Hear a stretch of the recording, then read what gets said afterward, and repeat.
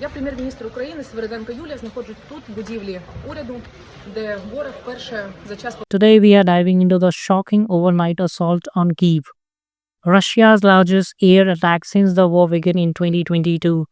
Over 800 drones and missiles sent down on Ukraine, setting the government's main building ablaze and claiming innocent lives. Stay tuned as we unpack what happened, the human cost, and the international fallout. If you are new here, hit the subscribe button and turn on notification for more in-depth coverage. Let's get into it. Early on September 7, 2025, Russia launched what Ukraine officials are calling the biggest aerial barrage of the entire conflict. Reports indicate Russia deployed around 805 to 810 drones and decoys, along with 13 missiles, including Iskander-M ballistic and Iskander-K cruise types. These were fired from multiple Russian sites, such as Kursk and even occupied Crimea. Ukraine air defense worked overtime, intercepting about 747 to 751 drones and 4 missiles, but 54 drones and 9 missiles still hit their marks across 33 locations. In Kyiv, the capital, bore the burnt for the first time. The cabinet of minister building in the historic district was struck, causing a massive fire on the roof and upper floors.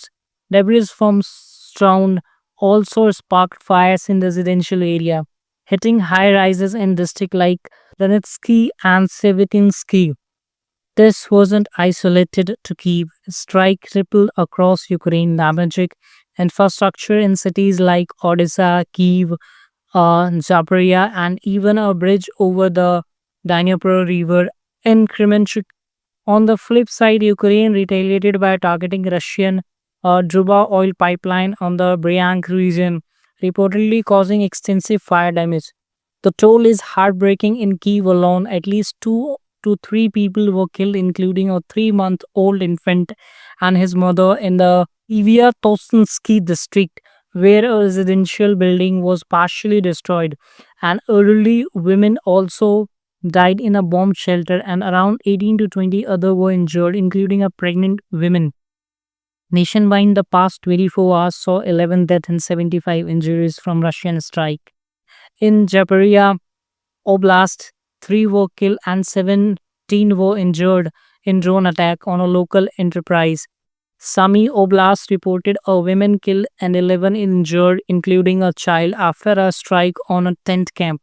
Other regions like Donetsk and Kharkiv, Kherson, and Odisha saw similar devastation with power outage and damaged homes and civilian injuries.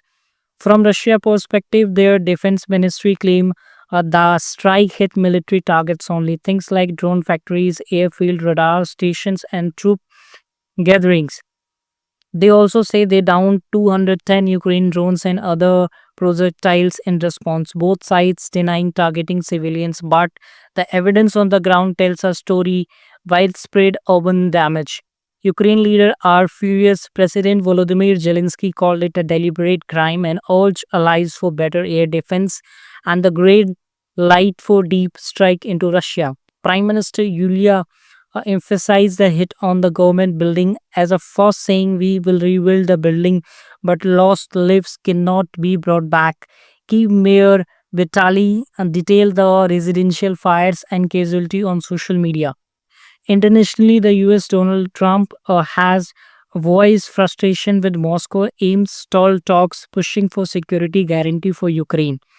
Ireland, Michel Martin strongly condemned the unprecedented attack. European allies are vowing contain military supports with a meeting planned to discuss air defense.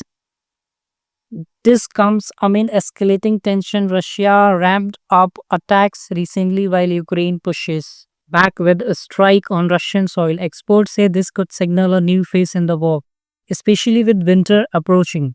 So there you have it, a tragic escalation in the Ukraine-Russia conflict that's left Kyiv in flames and families shattered. What do you think this means for Peace Talk? Drop your thought in the comments below.